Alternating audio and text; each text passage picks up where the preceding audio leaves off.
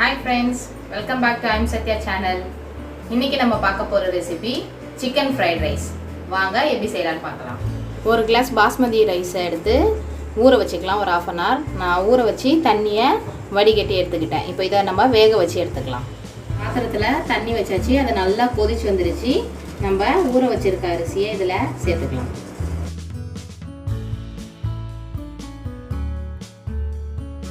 இது கூட ஒரு டேபிள் ஸ்பூன் எண்ணெய் சேர்த்துக்கலாம். அப்பதான் அரிசி வெந்து வரும்போது ஒன்றுத்துக்கு ஒன்று ஒட்டாமல் செப்பரேட்டாக இருக்கும். அடுத்து ஒரு டேபிள் ஸ்பூன் உப்பு சேர்த்துக்கலாம். இப்போ இது நல்லா கொதிச்சு அரிசி ஒரு 90% வேக வச்சு எடுத்துக்கோங்க. அரிசி நல்லா வெந்துடுச்சு. இதை நம்ம செக் பண்ணி பார்க்கலாம். நல்லா வெந்துடுச்சு. இதை வடிகட்டி ஆற வச்சு எடுத்துக்கலாம். ஆயில் ஹீட் ஆனதும் நீட்டாக நறுக்கி வச்சுருக்க வெங்காயத்தை சேர்த்துக்கலாம்.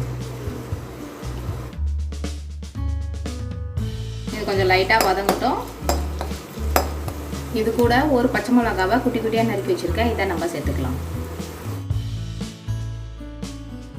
வெங்காயம் லைட்டாக வதங்கிடுச்சு. இதில் ஒரு கேரட் நீட்டாக நறுக்கியிருக்கேன். அதை ஆட் பண்ணிக்கலாம்.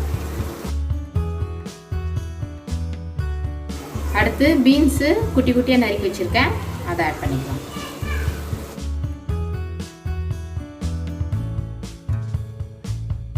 இந்த ஸ்டேஜில் கோஸ் நறுக்கி வச்சுருக்கேன். இதை சேர்த்துக்கலாம்.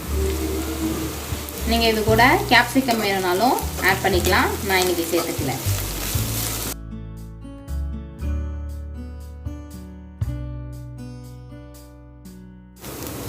கொஞ்சம் சால்ட் ஆட் பண்ணிக்கலாம். ஒரு டேபிள் ஸ்பூன் பெப்பர்.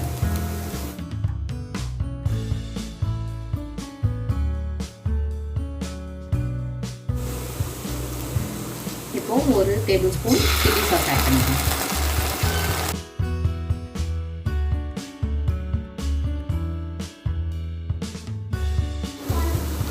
இதில் இப்போ ஒரு முட்டை உடைச்சு ஊற்றிக்கலாம்.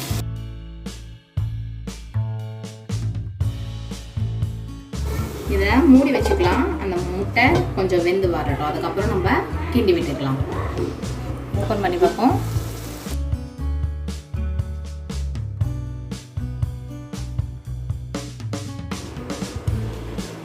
இது கூட நான் சிக்கன் ஃப்ரை பண்ணி குட்டி குட்டியாக நறுக்கி வச்சுருக்கேன். இதை ஆட் பண்ணிக்கலாம்.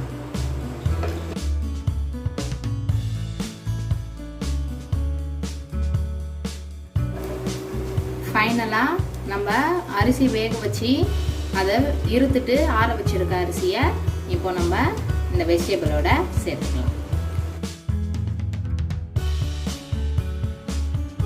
நல்லா எல்லாம் மிக்ஸ் ஆகுற மாதிரி நல்லா கிண்டி விட்டுக்கோங்க.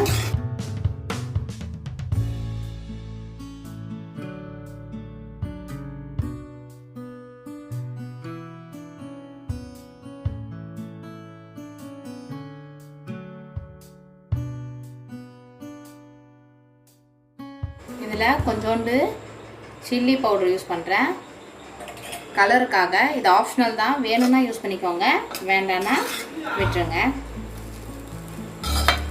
அவ்வளோதான், டேஸ்டியான சிக்கன் ஃப்ரைட் ரைஸ் ரெடி. இப்போ நான் இதை டேஸ்ட் பண்ண போகிறேன்.